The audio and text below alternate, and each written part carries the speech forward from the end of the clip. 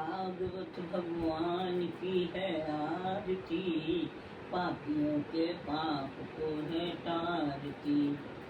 जिसके पढ़ने सुनने से भाग जग जाए, ऐसी वेद की रचना को भागवत कहते हैं। भागवत केवल पुस्तक ही नहीं, इसमें जीवन का सार है। भागवत की रचना वेद व्यास जी ने मथुरा में की थी। मथुरा में कृष्ण गंगा घाट पर इसकी रचना हुई थी। अब हम बताते हैं इसमें कितने अक्षर और कितने स्कंद हैं। भागवत में 335 अध्याय हैं। भागवत में 4,32,000 अक्षर हैं। भागवत की रचना में उस महान काल के वर्णन के अतिरिक्त कलयुग का भी वर्णन मिलता है।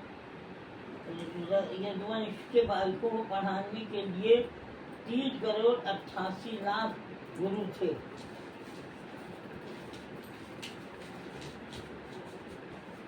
कलयुग के बारे में लिखा है, धर्म, सत्य, पवित्रता, क्षमा, दया, आयु, व्यवहार, कृपा, सच्चाई, ईमानदारी, बल, स्मरण, शक्ति का लोप हो जाएगा, जो कि हो रहा है। माता पिता, गंगा, गोमती, गुरु, सज्जनों आदि की परीक्षा की जाएगी। विवाह में गोत्र, समय, घड़ी आदि का मिलाप नहीं होगा। युवक युवतियाँ अपने आप ही सब कुछ कर लेंगे। माता पिता, गुरु, बड़े जने, पंडितों, परिवार की जरूरत नहीं होगी। विवाह रोज टूटेंगे और इसे बुरा नहीं मानेंगे। एक युवक युवती कई बार विवाह करेंगे। दिन भर कमाने की होड़ लगी रहेगी, पर खाने का टाइम नहीं मिलेगा।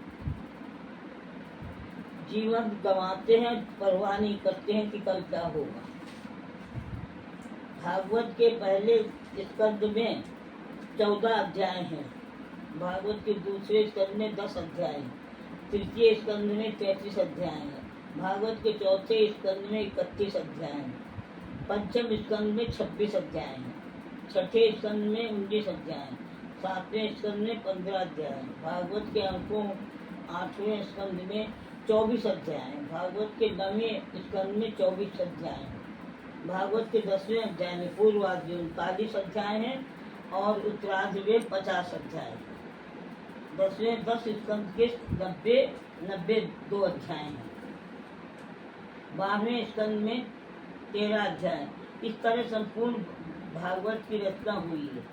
कुल सब भक्तजनों से कहना चाहती है कि अगर समय मिले तो इस अनमोल धर्म ग्रंथ का अध्ययन करें और अपने को धर्म लाभ पहुँचाएं। धन्यवाद।